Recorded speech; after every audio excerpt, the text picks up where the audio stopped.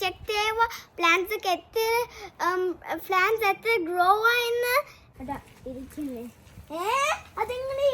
ഇങ്ങനെയായത് അത് നമ്മള് ഒന്ന് വെള്ളം കുടിക്കാണ്ട് ഡ്രൈ ആയിരിക്കും. എസക്കോട്ടെ ഇത് കണ്ടോ?